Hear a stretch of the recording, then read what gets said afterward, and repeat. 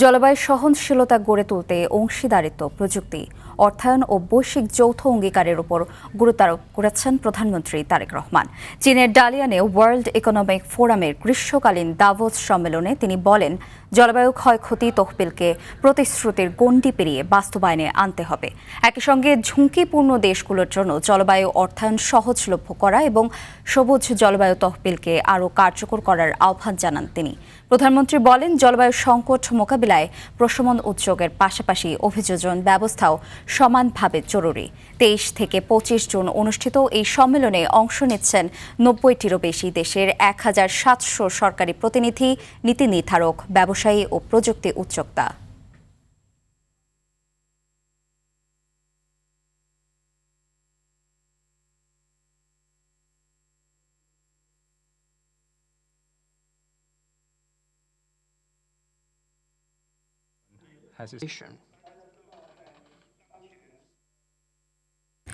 দর্শক, চীন থেকে প্রধানমন্ত্রীর চীন সফরের সর্বশেষ তথ্য জানাচ্ছেন সহকর্মী মাইদুর রহমান রুবেল।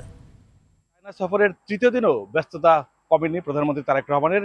সকাল থেকেই তিনি বেশ কয়েকটি সভায় অংশগ্রহণ করেছেন।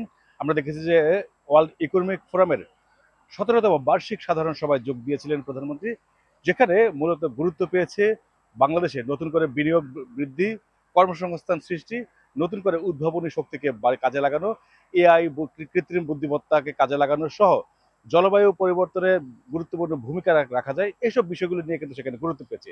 এছাড়া প্রধানমন্ত্রীর আজকে ৩টি বড় কোম্পানির সাথে বৈঠক করার কথা চলছে, যেখানে দেখা গেছে যে চায়না রেল অ্যান্ড কনস্ট্রাকশন এবং China road and bridge authority এবং চায়নার ইনফ্রাস্ট্রাকচার কর্পোরেশনের ৩টি চেয়ারম্যানের সাথেই কিন্তু প্রধানমন্ত্রীর বৈঠক চলছে এবং এই বৈঠক শেষে মূলত তারা মধ্যাহ্নভোজ শেষ করেই বেইজিংয়ের উদ্দেশ্যে রওনা করবে। তবে এই ৩টি কোম্পানির সাথে যে বৈঠক হয়েছে সেখানে আমরা যতটুকু জানতে পেরেছি, মূলত বাংলাদেশের অবকাঠামোর উন্নয়ন, রেল রেল কর্তৃপক্ষ মানে রেলের আরও সম্প্রসারণ বা রেল যাত্রাকে যাতে আরও সুগম করা যায় সেই বিষয়গুলো সেখানে গুরুত্ব পেয়েছে, বা চায়নার সাথে আসলে আধুনিকায়ন করতে গিয়ে বাংলাদেশের অবকাঠামোগত উন্নয়নের বিষয়গুলোকে এই বৈঠকগুলোতে গুরুত্ব পেয়েছে। মূলত আজকের এই কর্মসূচির মাধ্যমেই ডালিয়ানের কর্মসূচি শেষ করছেন প্রধানমন্ত্রী তারেক রহমান।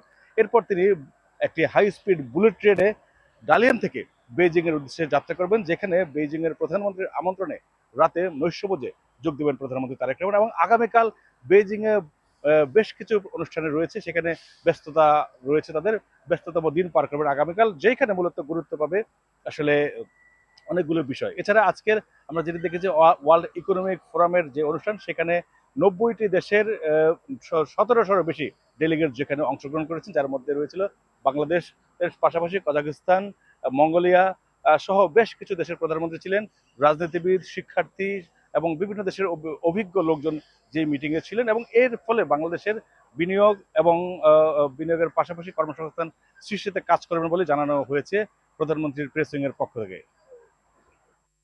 ধন্যবাদ।